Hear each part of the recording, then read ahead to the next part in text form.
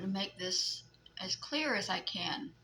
There are still going to be people who will not understand or will obfuscate it just because they don't want to understand.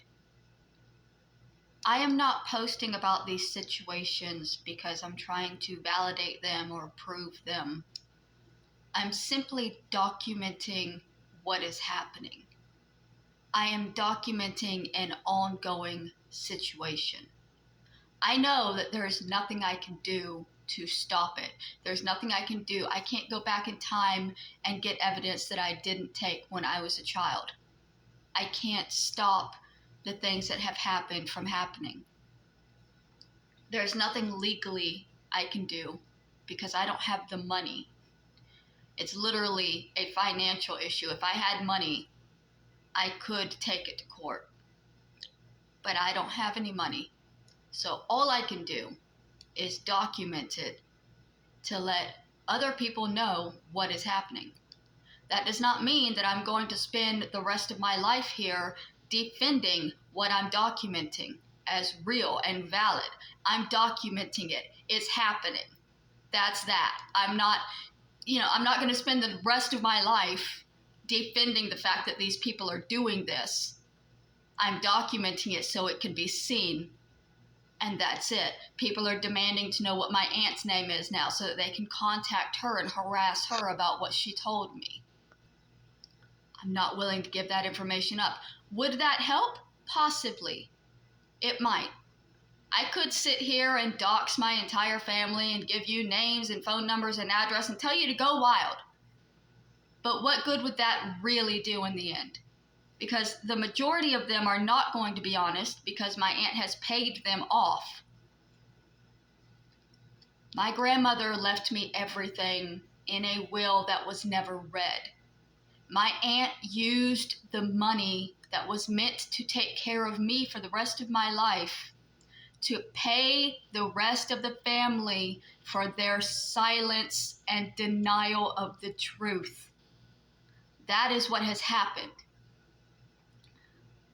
My brother's birthday was difficult for me because I love him and he is dead. And that is why my aunt chose 2 days later to post to my father's obituary. My father handicapped my brother.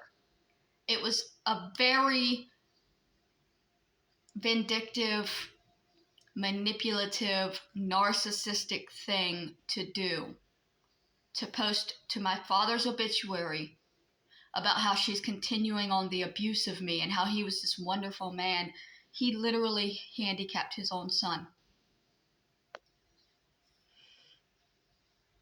And yeah, I want to sit here and talk about it. I want to talk about it endlessly and get it out of me because it eats me alive. But it's not going to do any good. So you can keep intimidating and threatening and harassing me, but you're not going to get any further information than I've already given you. I'm not going to go over it 1,000,000 times over. I'm not going to give you any names and phone numbers that you can call and harass people.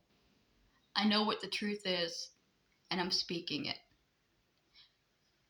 If the harassment and the abuse ends, the documentation of it will also end.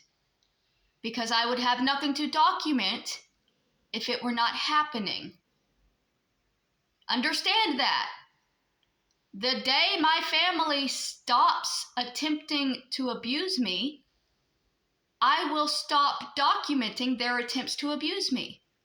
Because all I'm doing now is documenting what they are doing to me.